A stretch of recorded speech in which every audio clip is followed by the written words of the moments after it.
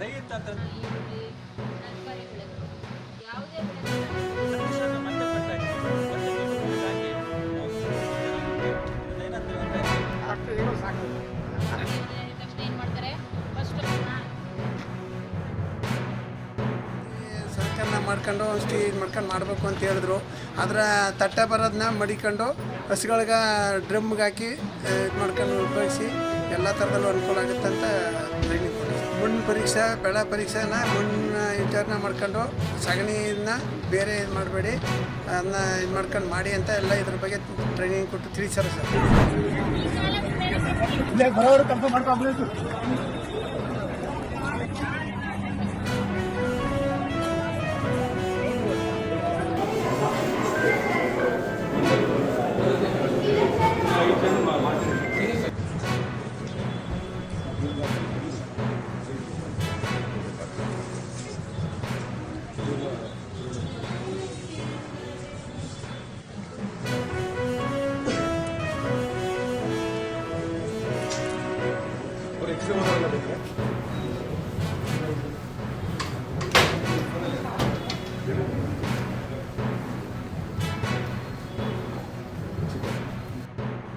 ಪೊಲೀಸರು ಯಾವುದೇ ಕಾರಣಕ್ಕೂ ವಿಧಾನಸೌಧದ ಮುಂದೆ ಸಂಭ್ರಮಾಚರಣೆ ಬೇಡ, ನಾವು ಕ್ರೌಡನ್ನು ಕಂಟ್ರೋಲ್ ಮಾಡೋದಕ್ಕೆ ಸಾಧ್ಯ ಆಗೋದಿಲ್ಲ ಅಂತೇಳಿ ಪೊಲೀಸ್ ಹಿರಿಯ ಅಧಿಕಾರಿಗಳು ಹೇಳಿದರೂ ಸಹ ಮಾನ್ಯ ಮುಖ್ಯಮಂತ್ರಿಗಳು ಹಿರಿಯ ಪೊಲೀಸ್ ಅಧಿಕಾರಿಗಳಿಗೆ ಒತ್ತಾಯ ಮಾಡಿ ಆಗಲೇಬೇಕು ಅಂತೇಳಿ ಆದೇಶ ಮಾಡಿದ್ಮೇಲೆ, ಒತ್ತಾಯ ಮಾಡಿದ್ಮೇಲೆ ವಿಧಾನಸೌಧದ ಮುಂದೆ ಇವತ್ತು ಸಂಭ್ರಮಾಚರಣೆ ಕಾರ್ಯಕ್ರಮ ಮಾಡೋಂಥ ಪ್ಲಾನಿಂಗ್ ಆಯಿತು.